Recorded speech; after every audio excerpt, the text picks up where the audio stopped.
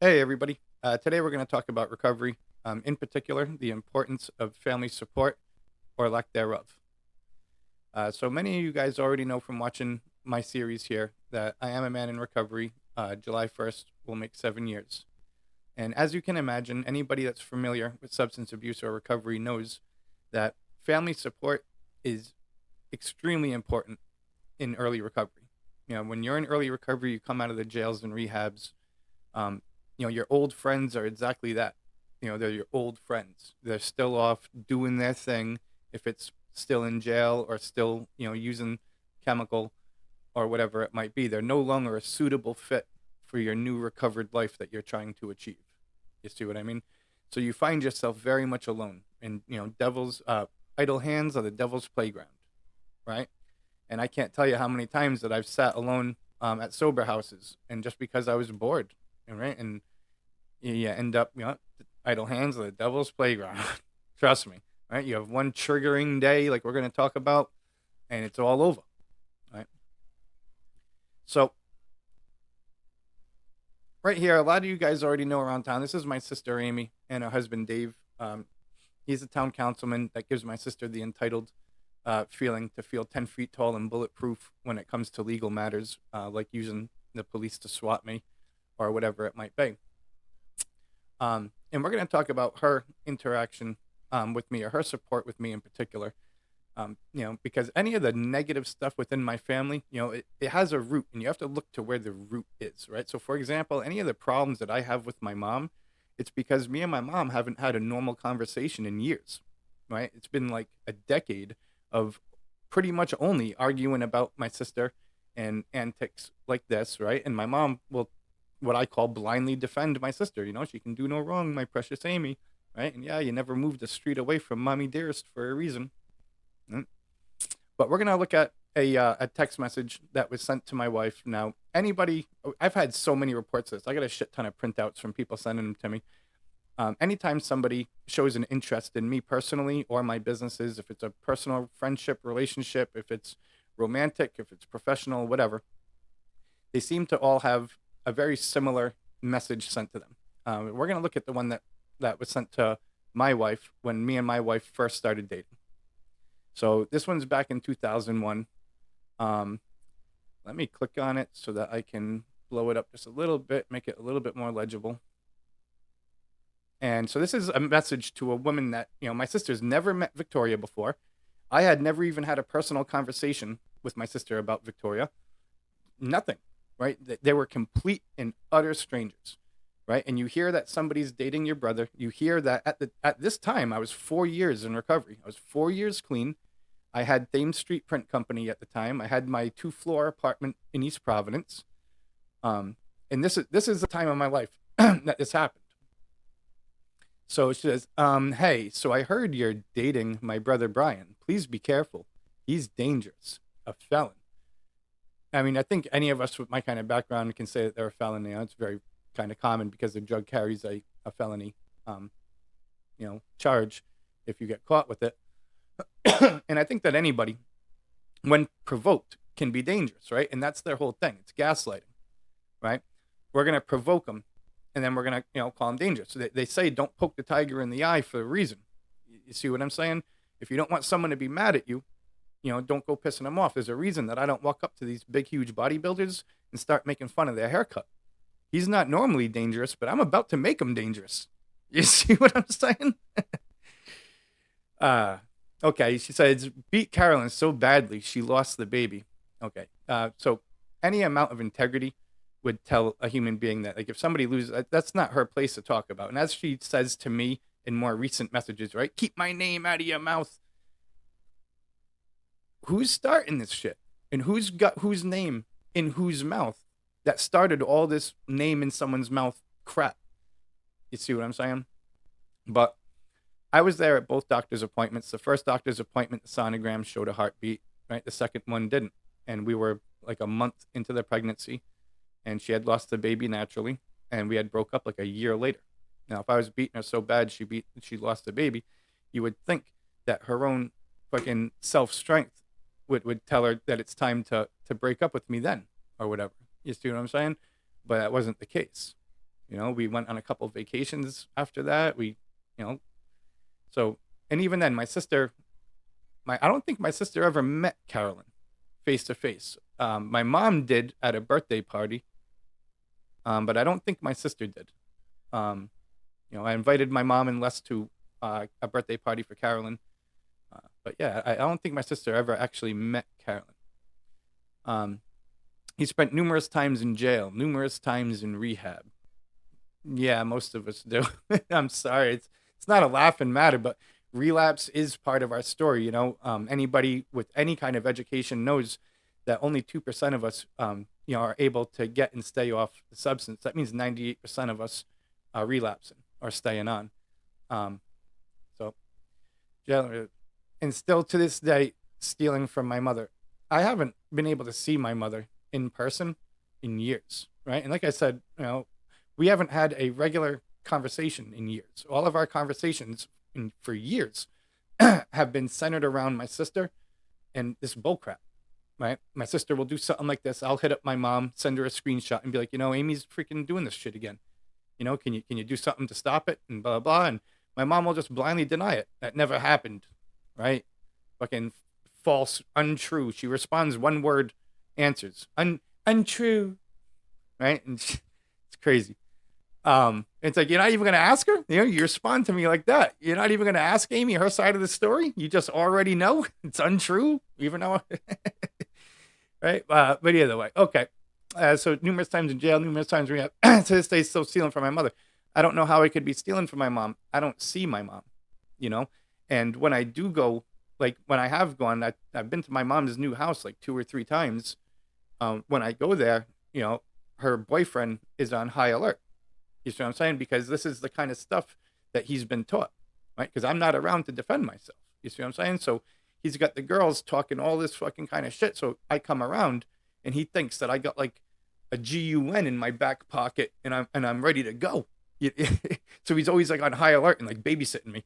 Like, how like some people will like watch the people that work on their house, right? They'll hire a contractor and they'll be sitting over and watching them. Yeah. If I was to hang out over there, that's how it is. If I was to watch TV, he's going to watch me watch TV.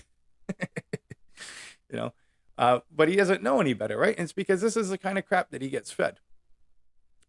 So I'm still stealing from him. Yeah, I don't know how that can even happen. He's overdosed many times. I hope you have Narcan or you'll be dealing with a dead body. All right. Way to be dramatic, Amy. Yeah, when the fentanyl hit the streets, yeah, it was taking out us like crazy. And that's what scared me enough to finally start getting me to think right and start interpreting things correctly. You know what I mean? I didn't want to die. Yeah, drugs do kill people. But we're thankful that Brian's clean nowadays, right, Amy? Okay. All right, here was another one of the low blows that she goes on. He's left his dead friend in the house they were renting, stole his car, wallet, belongings, and left the remains. I woke up in the morning. Me and Matt were living together, and that house was owned by Matt's family. It wasn't rented. So again, shows how much Amy knows, right? And how much she was really familiar with that segment in my life.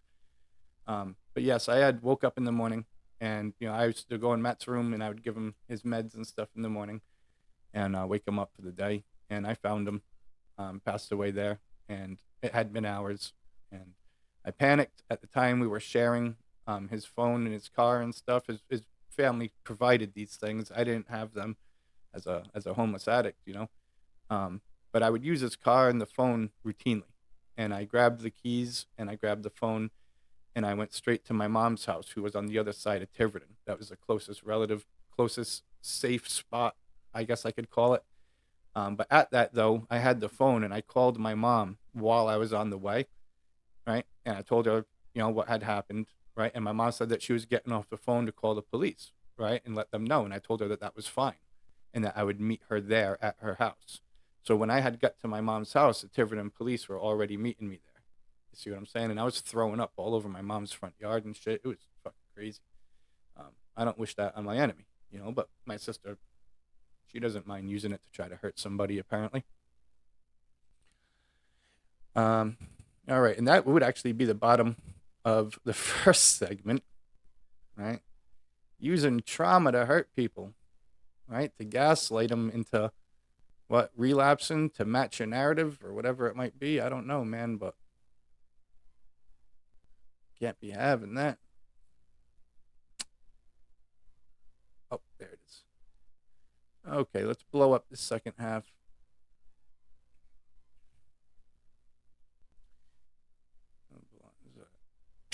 Here's a good one. He kidnapped a former ex-girlfriend and attempted to extort her parents for money. That sounds like ransom.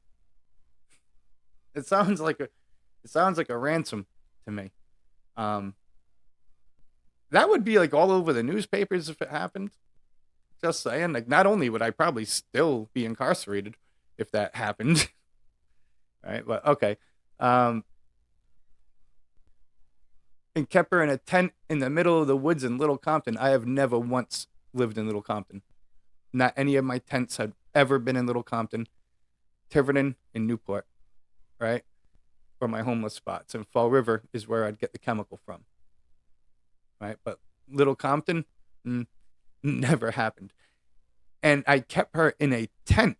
So you're telling me that I kidnapped somebody and I put her in my like impenetrable fortress of a tent. She couldn't just like unzip that shit and leave. It's comical. It's freaking comical, dude. But the fact that people actually believe it is frightening.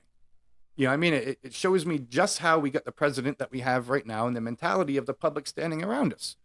You know what I mean? It's crazy.